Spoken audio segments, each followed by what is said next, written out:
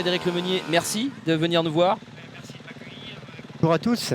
Voilà, effectivement, Frédéric Lemeunier, vous avez donc créé, pas tout seul, hein, mais initié cette épreuve il y a 13 ans maintenant. Jean-Marc Brodbeck et son équipe ont pris votre succession. Vous avez pris un petit peu de distance et avec la région du Nord et avec la moto, mais votre passion est toujours là. Vous avez roulé tout à l'heure dans la catégorie vétéran. C'est peut-être la première fois que vous avez fait le Beach Cross de Berck en tant que participant? Ouais, tout à fait, c'est bien la première fois que je participe donc de l'intérieur de la course et j'ai vraiment apprécié.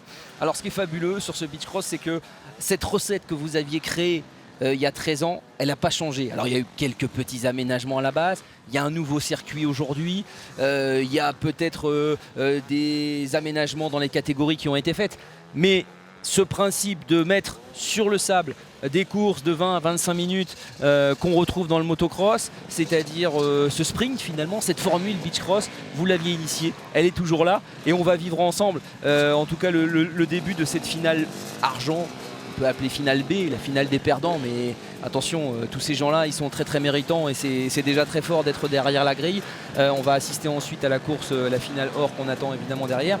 Ce format, vous l'avez inventé et il dure toujours, il perdure toujours avec un public hyper nombreux aujourd'hui et c'est ça que vous vouliez amener, c'est aussi cette participation populaire extrêmement forte. Exactement, il y a des éléments importants quand il y a une épreuve comme ça de masse. Je pense que le premier élément, c'est la fête du sport. On a une communion entre un élément naturel qui est la plage, qu'il faut absolument respecter, bien entendu, et puis des sportifs qui vont utiliser ce lieu magique de la plage de Berck, avec ce sable particulièrement fin. Et puis le deuxième élément, c'est quand même l'économie. On a la chance d'être en front de mer. Et tout à l'heure, j'ai fait un peu le tour de quelques commerçants que je connaissais. Et les filles me disent, c'est bien, on est déjà au 3e, voire 4e service. Donc je sais que demain, elles auront mal aux jambes. Mais l'économie a rejoint le sport. Et je pense que c'est comme ça qu'on arrive à bâtir des épreuves durables. Vous vous souvenez dans quel état d'esprit vous étiez il y a 13 ans avant la première? L'état d'esprit, c'est que je suis venu un jour ici avec mon fils, il y a peut-être une quinzaine d'années, et j'ai dit, écoute, mon fiston, je ferai une épreuve de course de moto sur la plage. Et j'ai tenu parole. Mon fils n'est plus là, mais c'était ancré au fond de moi et je voulais vraiment le faire pour lui. Et je suis content de voir que ça perdure. Et ce défi qui n'était pas facile au début, parce qu'il a fallu convaincre, bien entendu, nos amis de la mairie. Au début, ils avaient peut-être un petit peu de retrait par rapport à la pratique de la moto, notamment sur la plage. Et puis ce matin, j'ai pu discuter avec Monsieur Cousin, donc le maire actuel de Berck. Et puis on est tombé un peu dans les bras et j'ai trouvé que c'était... qu'on s'était vraiment rejoint sur cette idée. Il était content pour ses commerçants, moi j'étais content pour les sportifs, et puis voilà, c'est une histoire qui dure. Jean-Marc a bien sûr amené, Jean-Marc Brodbeck, a amené quelques ingrédients qui lui sont propres, et il a bien raison de faire évoluer l'épreuve. Et quand je vois le nombre de spectateurs aujourd'hui, aussi bien sur la digue que sur la plage, je me dis qu'au fur et à mesure des années, le pari se gagne, mais il continue d'être réussi tous les ans. Parce que Berck était connu pour son immense rassemblement de cerfs-volants tous les ans au mois d'avril. Il était connu pour les 6 heures de Berck de char à voile qui vont avoir lieu dans quelques instants, qui est une épreuve mythique de char à voile qui a fêté ses 50 ans il y a 2 ans. Et Berck est maintenant connu pour plein d'autres choses, mais au niveau sportif et rassemblement pour ce Beach Cross, et forcément ça vous fait plaisir. Ah, bien sûr, c'est clair que c'est... J'ai le sourire quand je vois tout ça aujourd'hui, c'est vraiment très plaisant. Par contre, j'ajouterais une chose, c'est qu'on a aujourd'hui beaucoup de monde sur la plage, c'est bien, les commerçants vont tourner, mais je pense que ce qui est le plus profitable pour la ville également, ou pour d'autres villes qui organisent, c'est l'effet secondaire, c'est-à-dire que les gens ont découvert la ville de Berck à travers la course, et puis au mois d'avril, au mois de juin, au mois de juillet, ils reviennent passer une semaine dans un gîte, dans un hôtel, et il faut savoir que ça existe, que c'est vrai, que c'est réel. Donc l'économie, encore une fois, rejoint le sport, et c'est un gage de durabilité. Cette formule, on en parlait à l'instant, et cette finale B, vous l'aviez suivie aussi parce que c'est un circuit qui est resserré, qui ne permet pas non plus, parce que la sécurité a toujours été au cœur de votre action et toujours au cœur de l'action de celle de Jean-Marc Brodbeck. Ce circuit ne permettait pas d'accueillir un nombre trop élevé de pilotes par manche. Ces deux finales là, c'était... alors il y a eu des aménagements, hein. On se souvient un moment qu'il y avait des départs décalés, il y a eu les mix 2 avec les mix 1, etc. On a évolué un peu, mais l'esprit reste le même. Ces deux finales, la part belle entre les top pilotes et on va dire les seconds couteaux, les amateurs, vous avez toujours souhaité qu'elle soit là. C'est bien parce que comme ça tout le monde participe à son niveau, et puis celui qui est aujourd'hui dans la deuxième finale, la petite finale, on peut dire, il espère qu'une chose, c'est l'année prochaine faire la vraie finale, et puis mais tout le monde a participé, tout le monde est fatigué. Moi quand j'ai créé cette épreuve, je voulais pas qu'il y ait de plage. de plage à grande vitesse. Donc c'est vraiment l'esprit. Quand il y a des chutes, il y en a bien sûr, malheureusement je dirais, mais elles se font plutôt à petite vitesse et puis on reste bien entendu dans un esprit de sécurité. Voilà le départ qui est donné de cette finale B avec cette année, vous l'avez vu sur notre petite infographie présentant le circuit. Ah, j'ai l'impression petite chute au niveau du départ, ouais. Dans le virage avec ce double départ, certains font l'intérieur d'abord, l'extérieur ensuite et inversement. C'est assez bien fait puisque finalement chacun peut juger un petit peu de la pertinence de ce circuit. En tête, on va vous situer un petit peu les écarts et les personnes qui sont les pilotes qui sont partis devant rapidement avec ce double départ. Pour le moment, j'ai un peu de mal à vous situer qui est en tête, mais on va vous dire ça rapidement. Le dossard 80 qui est parti en tête dans cette finale B, alors que les cartes ont été complètement évidemment redistribuées entre les deux premières manches, puisque là on parle d'une manche qui regroupe plus de 150 pilotes. 150 pilotes qui sont regroupés pour cette manche numéro 2 qui devrait nous valoir aussi assez de spectacles. Voilà, c'est une Kawasaki, nous annonce notre speaker Anthony Roldan juste à côté de nous qui passe devant. Voilà, c'est Jérémy Roudot qui est passé devant. Jérémy Roudot qui est passé en tête, et alors que tous les autres derrière vont pouvoir évidemment essayer de s'engouffrer dans le sillage de ce pilote. Vous avez pris plaisir à faire vos 20-25 minutes, Frédéric, oui, tout à l'heure? J'ai pris beaucoup de plaisir, mais sur les images on voit que la piste est quand même franchement défoncée, hein. C'est ces vagues les unes après les autres qui fatiguent les bras énormément, les cuisses également. Donc les pilotes sont obligés de rouler debout. On voit bien le travail d'amortisseur et des bras. Donc au bout de 10, 15, 20 minutes de ce rythme-là, on a beaucoup de mal à tenir la moto, mais il faut continuer à la serrer. Et donc la particularité de Berg, j'ai dit tout à l'heure, c'est ce sable très fin qui va consommer beaucoup d'énergie, beaucoup de puissance de moto et bien entendu une grande débauche musculaire pour réussir à tenir la moto jusqu'à la fin de la manche. Jean-Claude Mousset qui était avec nous tout à l'heure pour commenter les manches du groupe A et groupe B en début d'après-midi nous disait attention, vous savez, on croit que c'est court le beach cross de Berck parce que évidemment c'est moins long que l'Enduropal du Touquet ou que les autres épreuves qui vont venir derrière dans le championnat de France des Sables et Dragons, mais je peux vous dire qu'au bout d'un quart d'heure, quand la piste est défoncée et que vous savez qu'il reste pas loin encore d'un quart d'heure, en tout cas 10 bonnes minutes, ça vous paraît déjà assez long. Tout à fait, notamment là sur le film on observe bien le premier, là on voit le travail des bras et des cuisses qui est permanent, hein. Il ne s'arrête pas et puis il faut ici éviter les attardés, il faut éviter les mauvaises ornières. Donc d'ailleurs ils sont à 3 côte à côte là. Il y a vraiment une bagarre assez serrée pour les 3 premiers, mais c'est vraiment une débauche physique importante. Donc une petite particularité, excuse-moi Denis, juste là, ils ont créé donc une butte assez importante et je pense que les deux suivants ont pris l'échappatoire alors que le premier lui a choisi de franchir cette grosse butte qui est un petit peu haute, donc qui peut occasionner notamment des bouchons ou des chutes. Ils vont se rejoindre normalement juste à la fin de la fin de l'échappatoire. Ouais, de ce passage là qui est un petit peu difficile là effectivement, cette double piste qui permet, et ça aussi c'était des choses que vous aviez initiées, qui permettent effectivement au pilote de choisir un petit peu sa trajectoire. Alors on est en présence de Jérémy Roudot, de Cédric Tossato, d'Aurélien Moreau. Jérémy Roudot, dossard 80, alors que attention là il y a a priori une chute sur la piste avec l'introduction du drapeau indiquant la présence de secours. On espère évidemment que c'est pas trop grave. On va évidemment attendre quelques nouvelles, mais c'est pas le plus important. Jérémy Roudot qui lui donc est en tête, 3 secondes d'avance sur Cédric Tossato et Aurélien Moreau. Des pistes en général assez larges que vous avez toujours souhaité assez larges, mais sur un circuit finalement assez resserré, qui fait que très rapidement finalement les hommes de tête vont retrouver les hommes de derrière.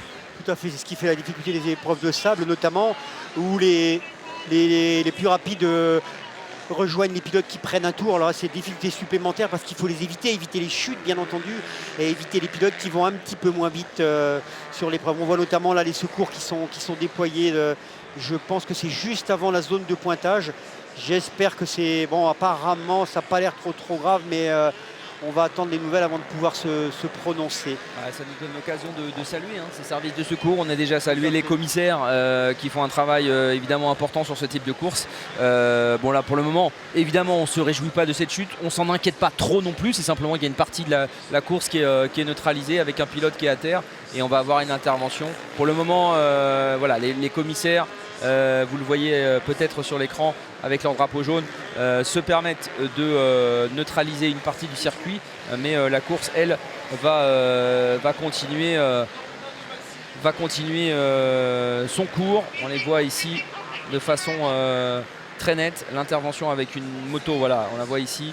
Et bon, le brancard qui est amené, c'est pas forcément une bonne nouvelle. Bon, maintenant, on va rester prudent sur ce genre de choses. Peut-être que justement, on a un pilote un petit peu sonné par cette chute et qui ne veut pas prendre de risque. En tout cas, les services médicaux, eux, n'ont pas voulu prendre de risque. En tout cas, Frédéric, tout à l'heure, on était avec Jean-Claude de Mousset qui nous rappelait un petit peu ses performances sur cette épreuve. On peut rappeler que tout au long de ces 13 ans, de nombreux top pilotes sont venus ici. C'était votre choix aussi, vous l'avez fait. Ça a quelque part inscrit l'épreuve au calendrier très fortement dès le début. Parce que c'était nécessaire quelque part de taper fort. On sait qu'un Stephen Evers est venu, d'autres sont venus. Et aujourd'hui, quelque part, le beach cross, si je peux me permettre un commentaire, est devenu plus fort que les pilotes eux-mêmes. C'est-à-dire, quel que soit le plateau, c'est toujours bien d'avoir des top pilotes. Mais le beach cross, un peu comme l'enduropal, voilà, se suffit à lui-même et c'est finalement la meilleure récompense que vous pouviez avoir. Au début, il a peut-être fallu attirer des noms pour créer, j'allais dire, une marque, créer un engouement autour de cette course. Ça a été tout votre travail, vous avez réussi à le faire et aujourd'hui, le plaisir de voir que Jean-Marc Brodbeck est obligé d'arrêter à 590 le nombre d'engagés, quoi. C'est clair, j'ai fait le passage technique hier, donc vendredi après-midi, j'ai été étonné du nombre de pilotes participants. Il y a vraiment un engouement réel. J'ai échangé avec Jean-Marc pour l'avenue des pilotes qui font notamment le championnat du monde et je pense qu'il n'est pas insensible à ce raisonnement de dire je fais un effort pour que l'année prochaine on ait peut-être 2, 3, 4, 5 pilotes qui participent au championnat du monde mais qui viennent également sur cette épreuve de berg parce que c'est toujours intéressant de mélanger les grands spécialistes de sable qu'on a, notamment sur ce championnat de France qui est une épreuve qui prend beaucoup de valeur avec des gens qui font le championnat du monde dans d'autres domaines. Mais Jean-Marc Brodbeck n'y est pas insensible et je pense que dans les années à venir on aura le retour de ces pilotes qui font d'autres championnats pour valider, pour valoriser cette épreuve. Ouais, il y avait un petit conflit de calendrier aussi ce week-end-ci avec une épreuve qui regroupait la Manufacturers Cup qui regroupait évidemment hier soir en Allemagne les meilleurs pilotes du championnat du monde, ce qui a empêché évidemment certains de venir, mais on a vu tout à l'heure et on le verra dans la finale un néerlandais qu'on n'attendait pas, un Jeffrey De Wulf qu'on connaissait mais qui montre voilà, des signes évidemment de capacité à gagner la finale, et puis un Maxime Renault 16 ans qui vient bousculer un peu les données. Cette discipline du sable au-delà du beach cross, j'allais dire, elle est quand même dans une forme d'expansion. Vous avez créé avec ce beach cross et j'allais dire la continuité d'une épreuve mythique qui était l'enduro du Touquet, et le pas a suivi derrière. On est vraiment dans une dynamique positive à Berck et ailleurs. Denis, je vous rejoins tout à fait, c'est que cette discipline des courses de sable prend de plus en plus d'ampleur et c'est une bonne chose parce qu'il y a de plus en plus de pratiquants qui aiment rouler sur cette surface. Mais c'est tout à fait vrai, ce que vous avez dit, c'est qu'il y a de nouveaux pilotes qui arrivent, de nouveaux jeunes qui sont attirés par cette discipline. Tout à l'heure, vous parliez de Maxime Renault, c'est vrai que ses premières manches m'ont vraiment étonné. J'étais très surpris de le voir rouler aussi vite que ça. J'ai été au pointage, il était juste devant moi hier. Il a que 16 ans, Maxime Renault, et c'est vraiment impressionnant ce qui fait que cette 450. Je pense qu'il est plein d'avenir. Je ne sais pas ce qu'il fera après, mais ça nous promet quand même une belle finale tout à l'heure. Ce sera très très intéressant de le voir rouler avec les autres. Ouais, ça c'est clair qu'aujourd'hui il y a un renouvellement et on a une pensée forcément pour les gens qui nous ont quittés, et on pense forcément aujourd'hui très fort à un Timothée Potisek qui nous a quittés il y a maintenant 6 ans, et on s'est dit malheureusement quand il est décédé, tiens, le sable perd peut-être la personne qui pouvait emmener cette discipline très haut. Alors voilà, il ne m'en voudra pas de dire ça, Timothée. Il nous manque terriblement tous les jours, mais pourtant la discipline a survécu à son départ. Et aujourd'hui, sportivement, il y a des jeunes qui sont venus avec des jeunes entre 16 ans, Maxime Renaud, 22, 23, des Ventes de Sang, des Chapelières, des Martens, qui sont vraiment l'avenir de cette discipline. Et ce renouvellement-là, n'en déplaise à notre ami Arnaud Demester qui sera sur la piste tout à l'heure aussi, à plus de 40 ans et on le salue, ce renouvellement-là, il fait plaisir à l'amoureux de moto et à l'organisateur que vous étiez forcément. Tout à fait, Denis, je vous rejoins complètement là. Si on revient sur Timothée, c'est vrai qu'il a porté aussi une épreuve comme celle-là quand il venait, il amenait ses supporters. Et on parlait d'engouement tout à l'heure, de gens qui deviennent passionnés par cette texture qu'est le sable. Et je pense que Timothée, on doit lui donner ça. Et il a participé à la naissance de cette épreuve parce qu'il m'a fait confiance dès la première année. Et c'est vrai qu'il était quand même assez spectaculaire. Et je sais qu'il a drainé des spectateurs. Et en tout cas, j'étais vraiment, vraiment content qu'il puisse participer sur les premières épreuves. Mais je suis sûr que d'où il nous voit, là, il doit être content. Ouais, il doit être content et vous lui avez donné l'occasion de rouler avec un Stephen Everts par exemple. On se souviendra de cette image et ça, c'est quelque chose qu'il n'oubliera pas et nous non plus. Alors, un petit mot sur cette course, cette finale B avec Cédric Tossato qui est en tête, Aurélien Moreau qui est deuxième, Mathieu Bernard troisième. Frédéric, c'était un plaisir de vous avoir pendant quelques minutes. La poursuite pour vous de vos activités et de vos amours dans le sable, j'espère vous fera revenir ici à Berck. Eh ben, j'espère bien. Alors merci beaucoup de m'avoir accueilli sur l'antenne. Voilà, merci beaucoup Frédéric Lemeinier qui était donc avec nous, le successeur le prédécesseur plutôt de Jean-Marc Brodbeck. Et si vous voyez Frédéric, si vous voyez Jean-Marc Brodbeck qui n'aime pas beaucoup ni les micros ni les caméras, il faut juste lui dire que ça fait partie de son job de venir un petit mot. Donc si vous le croisez, il doit venir ici nous voir, Jean-Marc. Merci beaucoup Frédéric d'avoir été avec nous sur cette finale B. Alors que vous voyez ici, eh bien, Cédric Tossato largement dominé les débats. Plus de 40 secondes sur Aurélien Moreau qui devance quant à lui Mathieu Bernard. Bref, cette finale B est partie sur de bonnes bases. Et c'était important pour nous de pouvoir vous la montrer également. Même si évidemment on attend avec impatience la grande finale prévue à 17h10 mais qui pourrait peut-être être légèrement avancée pour qu'on puisse se retrouver au plus vite avec les meilleurs pilotes de la discipline. Le deuxième ici à l'image que vous voyez, Aurélien Moreau dans la roue de Cédric Tossato. C'est bientôt évidemment pour eux le bouclage du 4e tour. J'ai Benoît Sébert qui nous rejoint, le promoteur du championnat de France des Sables Dragons. Vous étiez un petit peu sur la piste. Je suis quant à moi un petit peu coincé dans cette cabine commentateur. Vous avez eu le temps de parcourir cette digue noire de monde et ressentir un petit peu les pilotes. On a écouté les interviews que vous avez pu faire tout à l'heure de Jeffrey De Wulf, de Maxime Renaud. J'allais dire, est-ce que l'ensemble des participants apprécient ce nouveau circuit et semblent bien commencer cette saison de sable? C'est très simple, hein, Denis. Toutes les personnes qu'on croise ont le sourire. Donc ça, c'est rassurant pour l'organisateur, que ce soit les spectateurs, les personnes qui participent à l'organisation aussi et surtout les pilotes. Hein, effectivement, je suis à l'interview. Je viens de rencontrer aussi Jérémy Varnia, brillant vainqueur de ce beach cross de Berck. Bon, Jérémy a fait un état des lieux, il est très content de la piste, très très content.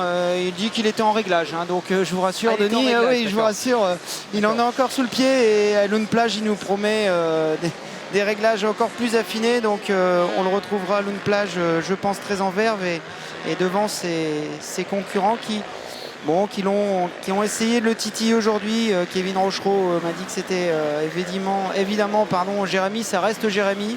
Mais bon, ils ont quelques ambitions sur la saison. Kevin nous a dit qu'il était capable de venir, peut-être pas dépasser, mais titiller Jérémy. Il a changé des choses dans sa vie, d'après ce qu'il nous a dit. On retrouvera son interview dans le résumé dès demain soir. Et vous verrez toutes les informations qu'il nous a livrées. Ouais, parce que je rappelle à vous tous qui nous suivez cet après-midi sur sur YouTube que eh bien, vous pourrez retrouver par petits morceaux ce soir et demain eh bien, l'ensemble de ces courses, la finale, quelques images aussi des jeunes, l'ensemble des courses qu'on a filmé cet après-midi pour cette grande première. On a essayé, attention là il y a une petite chute, le leader est tombé ici, c'est effectivement Cédric Tossato qui est lui-même en difficulté. On va voir évidemment dans quelques instants si il repart, mais a priori pas de difficulté. Donc je vous le disais, vous pourrez revoir l'ensemble de ces courses sur notre chaîne YouTube du championnat. N'hésitez pas non plus à aller sur le site coursesursable.fr et sur notre Facebook sur lequel vous retrouvez tout un tas d'informations, de vidéos aussi. On a posté tout à l'heure la caméra GoPro qu'on avait placée sur le casque de Sergueï Potisek au moment du départ ce matin, des images très spectaculaires et des petites infos live sur la course que vous pouvez suivre sous vos yeux. Mais on est content de savoir que pour ce qui est des quads, Jérémy Bargna était en rodage. Donc Cédric Tossato toujours en tête devant, qui vient de passer sous la ligne d'arrivée pour boucler son 5e tour. Aurélien Moreau lui est à 50 secondes, Jean-François Descons à 53 secondes. Et cette finale B tourne en un peu plus lent finalement, puisqu'on est sur des temps autour de 3,17, alors que tout à l'heure, rappelons-le, Jeffrey De Wulf lui a tourné en meilleur tour à 2,16, donc c'est-à-dire une minute d'avance, une minute de plus rapide sur ses pilotes. Mais on comprend, on n'est pas tout à fait dans la même catégorie. Avec le ventre mou de la finale or que l'on verra tout à l'heure, hein. Effectivement, les pilotes du milieu de classement de la finale or ou voire de la fin seront correspondants aux pilotes qui dominent cette finale argent. Voilà, Aurélien Moreau ici qu'on voit à l'image. C'est bien que effectivement on en parlait avec Frédéric Lemeunier, cette finale B ait été créée pour les pilotes, parce que c'est toujours un peu frustrant de ne pas être qualifié, et là ils ont l'occasion de refaire 20-25 minutes sur ce circuit, et c'est plutôt positif. Ouais, le souci des organisateurs, c'est tout le temps de faire rouler un maximum, hein. Un pilote qui vient quelque part faire que les essais et repartir chez lui, c'est un échec aussi pour les organisateurs, hein. On a la sensation de faire payer les pilotes et qu'ils repartent sans avoir vraiment pris goût à la piste et participer à l'épreuve. Donc ces finales, ces consolantes entre guillemets, mais qui gardent toute leur valeur, sont très très intéressantes pour les pilotes. Cédric Tossato donc toujours en tête, son 5e tour, il tourne maintenant en 3,40 à peu près, et dans une demi-heure maintenant environ, la grande finale de ce Beach Cross 2016, 13e du nom, première épreuve du championnat de France des Sables Dragones. Pour compléter ce que vous disiez tout à l'heure, Denis, on peut aussi sur le Facebook du championnat course sur sable retrouver de superbes images, superbes photos de Xavier Le Porcher, le photographe de la promotion, hein. Vous pouvez aller voir, il crée des albums et franchement on a vraiment un allié avec nous très important en la personne de Xavier. Il est capable de faire de très très belles images. Il nous suit sur tout le championnat fidèlement. C'est quelqu'un aussi, je peux vous dire, de passionné, qui connaît bien les motos et leurs pilotes. Ouais, Xavier, quelqu'un de passionné et de talentueux, qui met en valeur toute la beauté de ce sport. Et Dieu sait si sous ce soleil, je ne vais pas dire bientôt couchant parce qu'il n'est que 16h30 de l'après-midi, mais en tout cas sous ce soleil qui se reflète dans la Manche, nous vivons en termes de météo une superbe après-midi. Quant à Cédric Tossato, lui, il continue son petit festival. Remarquez, ça doit être sympa, même si c'est que la finale B, de franchir la course en tête, hein, et de voir arriver le drapeau à damier en premier. Ça ne va pas lui arriver si souvent. C'est une victoire, hein, même pour ses partenaires, c'est important de dire qu'il a gagné la finale argent, hein. Et ce terme de finale or, finale argent est aussi très valorisant, hein. Tout à l'heure je parlais de consolante, c'est peut-être un petit peu plus négatif, mais pour lui gagner, ça permettra une petite médiatisation locale, on va dire. Oui, c'est quelqu'un aussi, que ce soit lui ou les autres, rappelons-le, qui rentrerait peut-être dans les 100 premiers ou les 200 premiers au Touquet, ce qui serait déjà une belle performance pour tous ceux qui évidemment se sont déjà alignés sur cette course. Vous savez que c'est déjà pas mal. La première récompense à l'enduropale ou au quaduro, c'est de le terminer déjà. Et ensuite, la place prend sa valeur. Plus elle est importante, plus elle a de valeur, bien sûr. Alors, a priori, Aurélien Moreau a chuté. C'est lui qu'on voit à l'antenne juste derrière le 4x4. Il va y avoir un petit changement en tête de course. On est bientôt dans le dernier tour. La course est terminée pour Aurélien Moreau. Le drapeau à damier est dans la main de Pierre Létévé, mais pour le moment, ça ne lui est pas, il n'est pas agité. Cédric Tossato qui devrait passer donc en tête pour remporter cette course. Voilà. Alors du coup, c'est Jean-François Descons qui a pris la 2e place. Romain Quentin à la 3e. Aurélien Moreau donc est rétrograde au fur et à mesure. Alan Morel, Simon Ringot, Maxime Duflot suivent.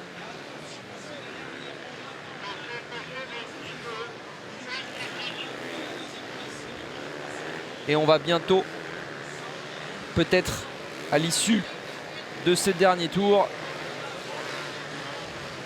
certainement agiter soit le drapeau à damier, soit le panneau un tour. A priori, ce sera le panneau un tour, Denis. D'abord le panneau un tour, oui, puisque le temps sera révolu, et ensuite le drapeau à damier.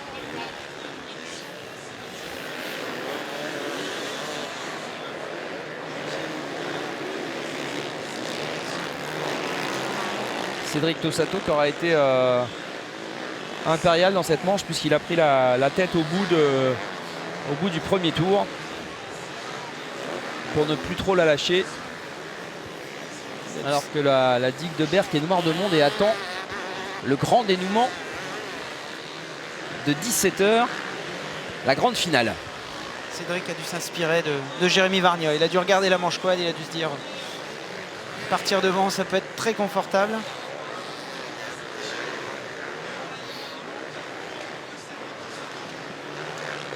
Alors pour certains, cette troisième manche qui est une finale est un peu difficile.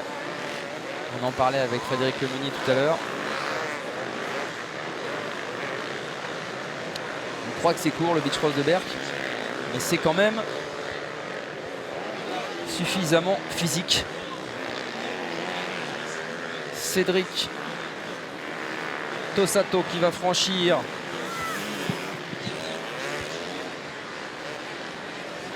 voilà le portique d'arrivée pour son dernier tour. Il a l'air encore assez facile, regardez. Il dépasse les attardés assez tranquillement.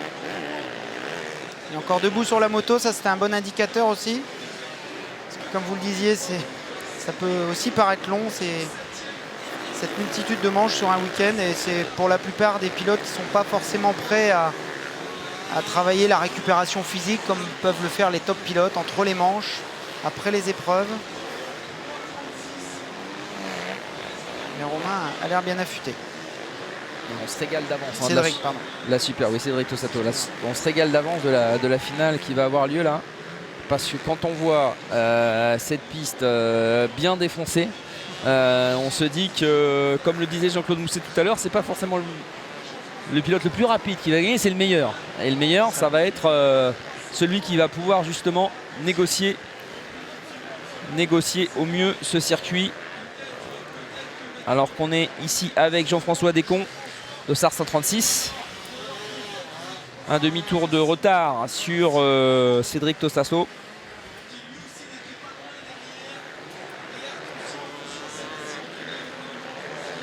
Il ne devrait pas y avoir de grosses surprises. On va voir arriver dans le sillage. On était avec Sébastien Anthony ici. Cédric Tossato dans moins de 3 minutes maintenant sur la ligne d'arrivée pour le drapeau à damier. C'est vrai que cette finale sera très ouverte. Tout à l'heure, Jean-Claude Mousset nous annonçait que Maxime Renault était très fort sur un terrain défoncé. Steve Ramon en a certainement gardé sous le pied. Camille Chapelière peut-être resté aussi sur ses gardes lors des manches qualificatives pour la finale. Donc c'est une finale très ouverte et je pense que votre impatience, Denis, est partagée par le public. Ouais, on est vraiment parti sur un temps fort et avec cette formule qui fait que finalement quelques pilotes ne se sont jamais rencontrés. Un Maxime Renault n'a jamais roulé pour le moment avec un Geoffrey De Wulf. Et on a vraiment hâte de voir cette opposition. Hein. Geoffrey était assez surpris tout à l'heure sur l'arrivée de finir en si bonne position, hein, d'avoir atteint le Graal juste avant la finale or. Ouais, on a vu son interview tout à l'heure et il était, ça va peut-être lui donner des idées, mais bon, on va voir un petit peu si il est capable de répondre au moment de la finale. Voilà, la Yamaha Cédric Tossato qui arrive pour s'imposer dans quelques temps.